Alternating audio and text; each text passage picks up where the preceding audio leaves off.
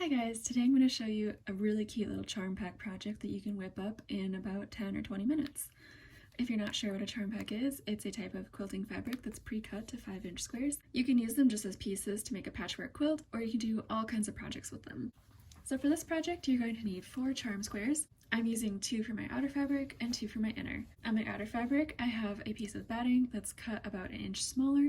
So this is a 4-inch square of batting, and I have this attached to the back of my charm square with fusible interfacing. And the reason you cut the batting smaller is so that you can sew the seams more neatly without there being so much bulk in the seams. I'm not going to bother doing any quilting on here just because this is such a small project, but you can of course do quilting if you want to. The first thing you're going to do is take 1 piece of outer fabric and 1 piece of liner.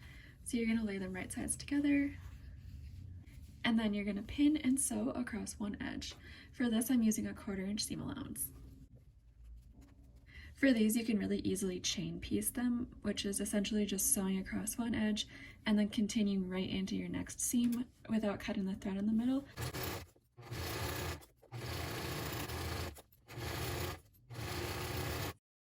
And then we're going to open these out. And I like to press the fabric towards the liner away from the outer fabric. So I'm going to go ahead and press these with my iron.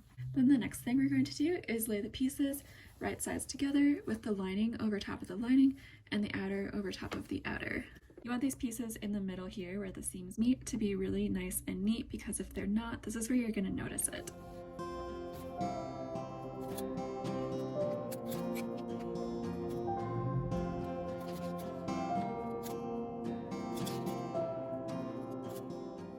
So I have that pinned all the way around, and now we're going to sew around most of this, but we're going to leave an opening in the liner so that we can turn the little pouch. So you're going to start here on the liner about 1.5 inches from this edge. You're going to start there and sew all the way around, across the bottom of the outer fabric, up the other edge, and then you're going to stop here about 1.5 inches in, and just make sure this middle part is open so you can turn it inside out at the end.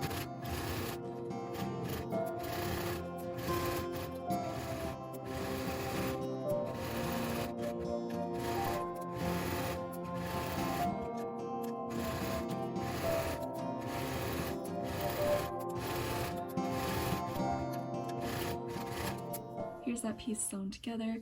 We went all the way around, leaving this open in the middle here. And then we're going to cut out some fabric from the corners to make this into a little boxy pouch. So I'm just using this cutting ruler here, and for this I'm going to cut 1.25 inches square out of all 4 corners. And I'm just tracing around that here.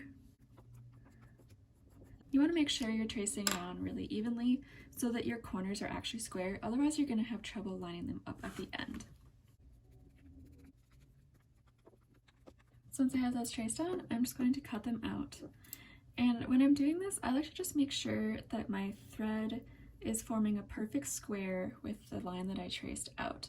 If it's not, again, you're going to have trouble lining up the corners. If you notice, like here, where my thread doesn't go past the line I traced, you might want to go ahead and sew that shut a little bit more, but make sure you don't go too far. You're going to have such a small opening here that it's going to be really difficult to turn.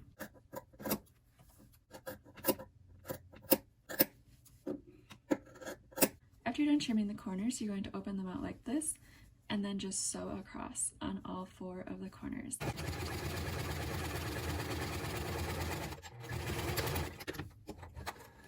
So now we have all 4 of the corners sewn, and we can go ahead and just turn the bag.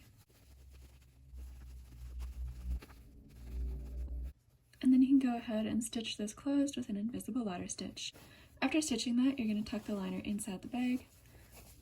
It'll look best if you try to press this down a little bit with your iron. And then if you like, and if you have a machine with a free arm, you can go ahead and stitch a narrow seam along this upper edge, and that'll make it so that the lining doesn't roll out of the bag. As you can see, after doing the bottom stitching on the liner, this pouch is completely reversible. And what I like doing is actually folding down the top, and then it gives the top a little bit more structure, and then you can enjoy both of your fabrics at the same time. I think they're really great for holding quilting clips or any other little items like that that you want to keep next to your sewing table.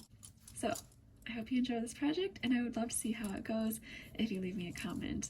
If you love charm packs like I do, you can go ahead and check out this other project I have for making a little keychain cube pouch using just charm packs. Thanks for watching!